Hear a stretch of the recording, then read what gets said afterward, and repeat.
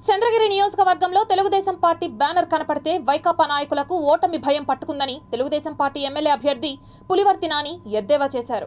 తిరుచానూరు గ్రామ పంచాయతీలో మీ ఇంటి వద్దకే మీ పులివర్తి నాని కార్యక్రమం 3వ రోజు ప్రారంభమైంది. స్థానిక ప్రజలు హారతులతో ఘన స్వాగతం పలికారు. ఈ సందర్భంగా పులివర్తి నాని మాట్లాడుతూ స్థానిక ఎమ్మెల్యే తిరుచానూరు సర్పంచ్ రామచంద్రారెడ్డి రావణ కాష్టగా తయారు చేశారని ఆరోపించారు.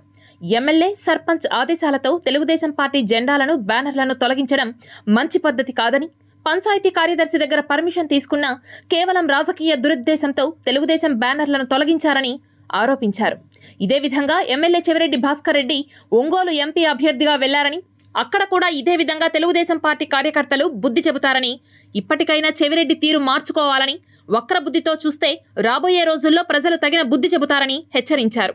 ఈ కార్యక్రమంలో మండల అధ్యక్షుడు ఈశ్వర్రెడ్డి, తెలుగుదేశం పార్టీ నాయకులు అమిలినేని మధు, కిషోర్, హరిరామ్, సాల్మన్ రాజు, వాసు, మునిరత్నం రెడ్డి, జనసేన పార్టీ నాయకులు తదితరులు పాల్గొన్నారు.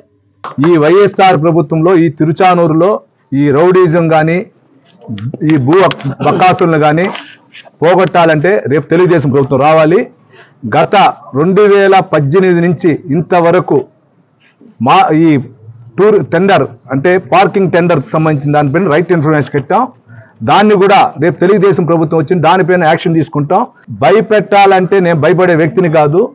మాకు డిజిటల్ బోర్డులు ఉన్నా లేకపోయినా ప్రజలు ఉన్నారు, పాంప్లెట్ ఉంది, డోర్ స్టిక్కర్ ఉంది. డోర్ స్టిక్కర్ మీరు పీకినా కూడా ప్రజలతో కాళ్ళకు దండం పెట్టి మేము మొక్కుంటాం.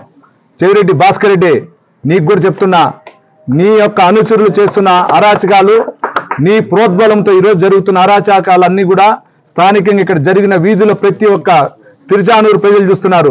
నీకు కూడా ఒంగోలు ఎంపీగా నిలబడుతున్నావు. ఈ రోజు ఏం జరిగిందో దానికి 3 రెట్లు ఒంగోలు జరుగుతుంది. అక్కడ ఉండేదంతా తెలుగుదేశం పార్టీ కుటుంబ సభ్యులు. ఇదే ఇక్కడ చేసిన దానికి 4 రెట్లు జరుగుతుంది. గుర్తుపెట్టుకో భాస్కర్ రెడ్డి, నీ కుటుంబం నువ్వు చేస్తున్న అవినీతి అక్రమాలను ప్రశ్నిస్తుంటే తట్టుకోలేకుండా ఈరోజు నా డిజిటల్ బోర్డు చూడాలంటే కూడా భయపడే స్థితికి నువ్వు వచ్చావు.